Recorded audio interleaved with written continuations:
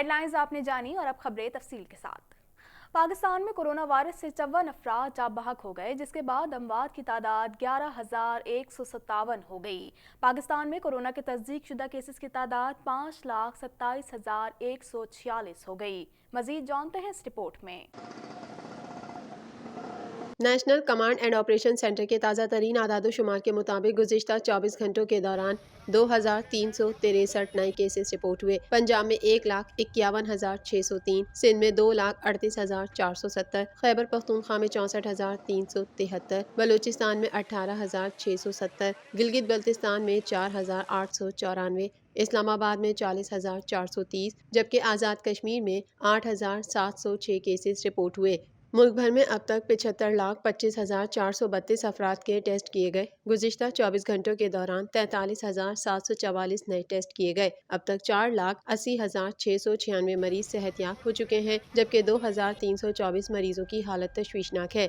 पाकिस्तान में कोरोना से एक दिन में 54 अफराद जाँ बहक हुए, जिसके बाद वायरस से मरने वालों की तादाद 11,157 हो गई। पंजाब में 4,501, सिंध में 3,843, खैबर पख्तूनख्वा में 1,811, इस्लामाबाद में 460, बलूचिस्तान में 192, गिलगित बल्तिस्तान में 102 और आज़ाद कश्मीर में 248 मरीज जान से हाथ धो बैठे।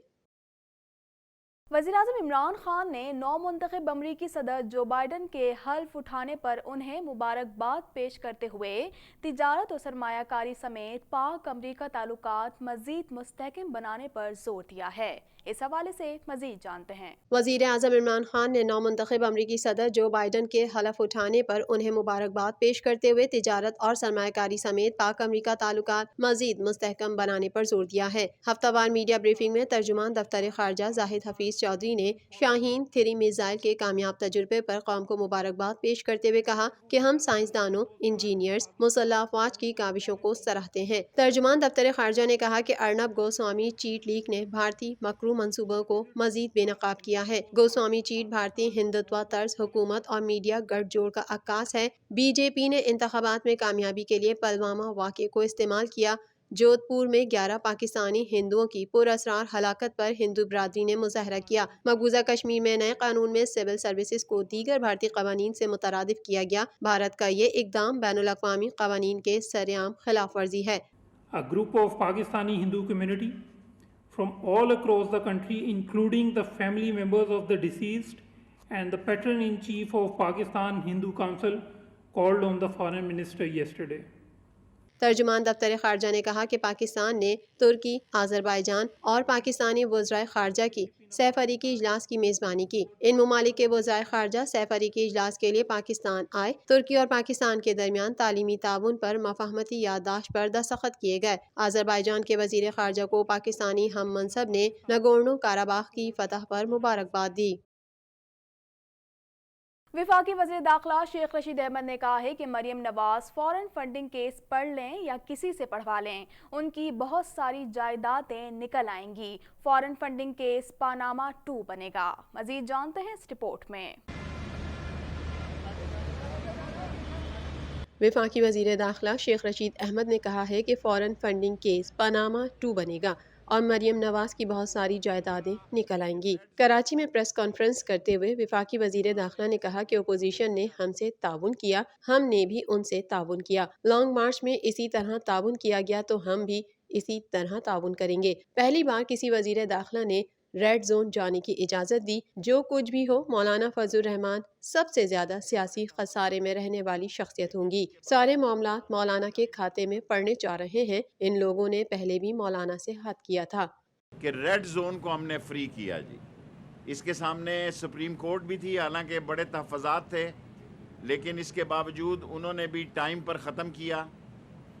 अपोजिशन ने भी तावन किया और हमारी तरफ से भी उन्हें पूरा तावन दिया गया। अगर अपोजिशन इसी तरह का तावन लॉन्ग मार्च में करेगी तो हमारी तरफ से इसी किस्म का तावन होगा।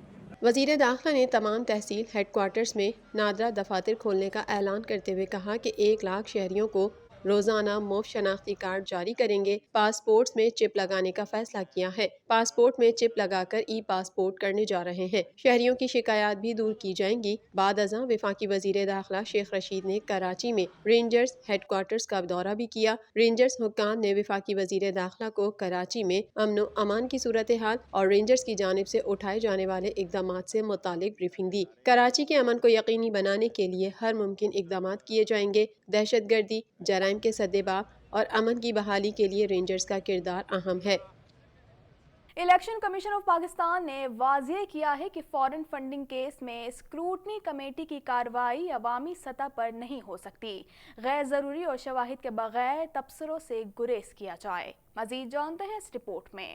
الیکشن کمیشن آف پاکستان نے واضح کیا ہے کہ فارن فنڈنگ کیس میں اسکروٹنی کمیٹی کی کارروائی عوامی سطح پر نہیں ہو سکتی۔ غیر ضروری اور شواہد کے بغیر تبصروں سے گریز کیا جائے۔ فارن فنڈنگ کیس پر ترجمان الیکشن کمیشن نے کہا ہے کہ اسکروٹنی کمیٹی کی فارن فنڈنگ کیس میں کارروائی جاری ہے۔ اسکروٹنی کمیٹی کی کارروائی عوامی سطح پر نہیں ہو سکتی۔ غیر ضروری اور شواہد کے بغیر تبصروں سے گریز کیا جائے۔ اس کیس کی سماعت تمام فریقین کے سامنے ہو رہی ہے۔ اسکروٹنی کمیٹی اپنی جامع سفارشات الیکشن کمیشن کو پیش کرے گی۔ کمیشن کھلی سماعت میں سفارشات دونوں پارٹیوں کو مہیا کرے گا۔ الیکشن کمیشن بغیر کسی خوف یا دباؤ کے میرٹ پر فیصلہ کرے گا۔ خیال رہے گزشتہ روز وزیر اعظم عمران خان کا کہنا تھا کہ فارن فنڈنگ کیس کی اوپن سماعت ہونی چاہیے۔ چیلنج کرتا ہوں foreign funding case T V پر براہ راست دکھایا جائے۔ فارن فنڈنگ کیس میں پارٹی سربراہوں کو بٹھا کر کیس سننا چاہیے۔ سیاسی فنڈ ریزنگ صرف تحریک انصاف نے کی۔ اوورسیز پاکستانیوں کے بھیجے گئے ترسیلات زر سے ملک چلتا ہے۔ سابق وزیر اعظم بے نظیر بھٹو اور سابق صدر مملکت آصف علی زرداری کی صاحبزادی بختاور بھٹو زرداری کی شادی کی تیاریاں عروج پر پہنچ گئی ہیں۔ اس حوالے سے بلاول ہاؤس کراچی توجہ کا مرکز بنا ہوا ہے۔ مزید جانتے ہیں اس رپورٹ میں۔ سابق وزیر اعظم بے نظیر بھٹو اور سابق صدر مملکت آصف علی زرداری کی صاحبزادی بختاور بھٹو زرداری کی شادی کی تیاریاں عروج پر پہنچ گئی ہیں۔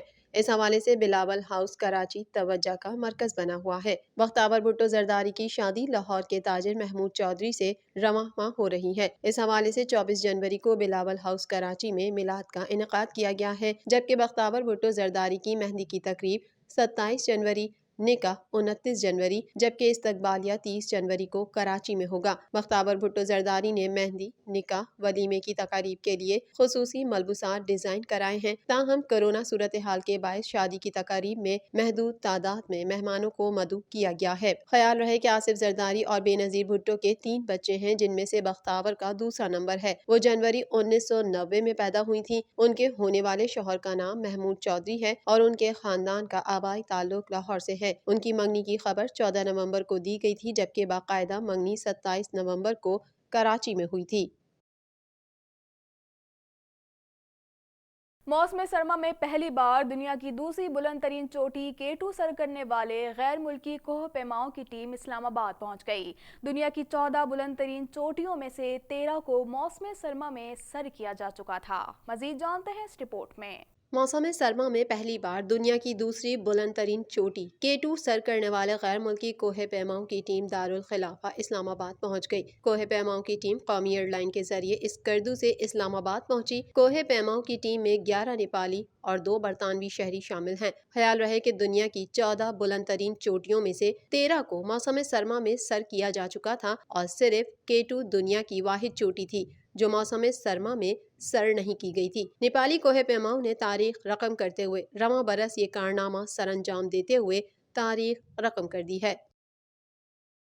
جنوبی افریقہ کے خلاف T20 سیریز کے لیے پاکستان کے قومی کرکٹ ٹیم اسکواڈ میں تبدیلیوں کا امکان ہے۔ مزید تفصیلات جانتے ہیں اس رپورٹ میں۔ جنوبی افریقہ کے خلاف T20 سیریز کے لیے پاکستان کے قومی کرکٹ اسکواڈ میں تبدیلیوں کا امکان ہے۔ بابر اعظم کی انجری کے سبب نیوزی لینڈ کے خلاف T20 سیریز میں قومی ٹیم کی قیادت کرنے والے شاداب خان بھی ٹانگ کے پٹھے میں کھچاؤ کا شکار ہو گئے تھے۔ آل راؤنڈر جنوبی افریقہ کے خلاف سیریز سے باہر ہو چکے ہیں۔ ان کا خلا پر کرنے کے لیے زاہد محمود مضبوط امیدوار ہیں۔ اسکواڈ میں فخر زمان کی واپسی ہوگی۔